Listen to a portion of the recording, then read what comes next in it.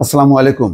আজকে সকালবেলায় একটা সুসংবাদ যে 15% কমিয়ে বাংলাদেশের উপর যুক্তরাষ্ট্রের শুল্ক 20%।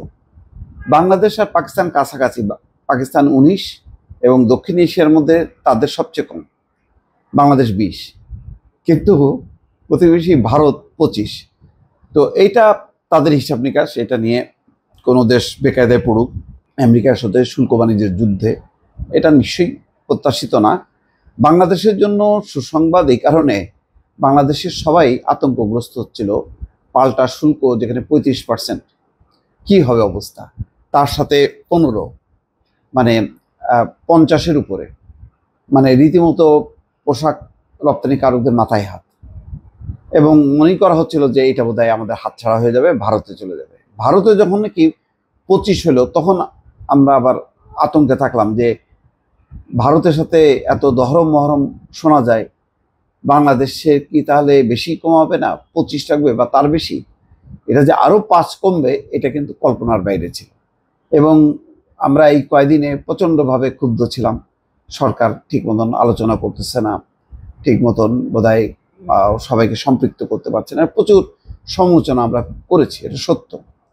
এবং এটা উদ্বেগ উৎকণ্ঠা থেকে এই সমালোচনাগুলো, যে আরো আগে কেন আমরা অ্যাক্টিভ হলাম না, সবাইকে নিলাম না কেন। তারপর আমি বলবো সমালোচনার জায়গাটা কিন্তু থাকলোই, যে আরো সবাইকে নিয়ে ফাইটটা আরো করতে পারলে ভালোভাবে হয়তো আরেকটু আমরা কম পাইতে পারতাম হয়তো। মানে আমি তো আর শিওর না, এই বিষয়ে বিশেষজ্ঞ না, আমি ধারণা করি, কারণ সরকারের অনেকগুলো ক্ষেত্রে সমন্বয়হীনতা দেখা যায়। এই ক্ষেত্রে হয়তো সমন্বয়হীনতা ছিল, কিন্তু ডক্টর খলিলুর রহমান, বাণিজ্য নিরাপত্তা উপদেষ্টা এবং বাণিজ্য উপদেষ্টা শেখ বশিরউদ্দিন, তারা প্রাণ ফাইট করেছে শেষ পর্যন্ত, এবং সেটা 20% এনেছে। স্থানীয় সময় বৃহস্পতিবার মার্কিন প্রেসিডেন্ট ডোনাল্ড ট্রাম্পের এক নির্বাহী আদেশে নতুন এই হার ঘোষণা করা হয়। সবশেষ বাংলাদেশকে চিঠি দিয়ে 35% পাল্টা শুল্কের কথা জানিয়েছিল মার্কিন প্রশাসন।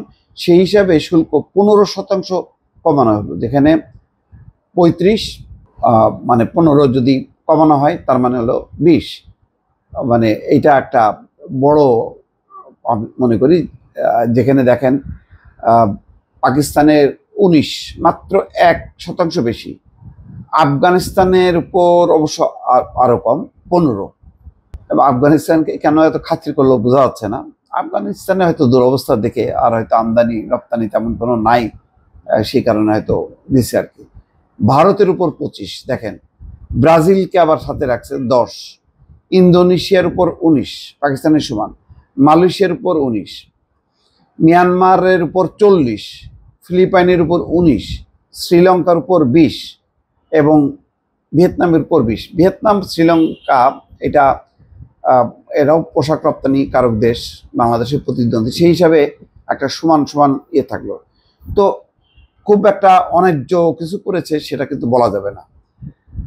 গত 2 এপ্রিল বাণিজ্য ঘাটতির কথা উল্লেখ করে বিশ্বের বিভিন্ন দেশের উপর উচ্চ হারে পাল্টা শুল্ক আরোপ করেন মার্কিন প্রেসিডেন্ট ডোনাল্ড ট্রাম্প। তখন বাংলাদেশের উপর 37% শুল্ক আরোপ করা হয়েছিল। পরে 9 এপ্রিল বিভিন্ন দেশের উপর এই শুল্ক 3 মাসের জন্য স্থগিত করা হয়, 9 এপ্রিল। এই সময় শুল্ক নিয়ে যুক্তরাষ্ট্রের সঙ্গে বিভিন্ন দেশকে আলোচনার সুযোগ দেয় ওয়াশিংটন। যুক্তরাষ্ট্রের 3 মাসের সময়সীমা গত 9 জুলাই শেষ হয়।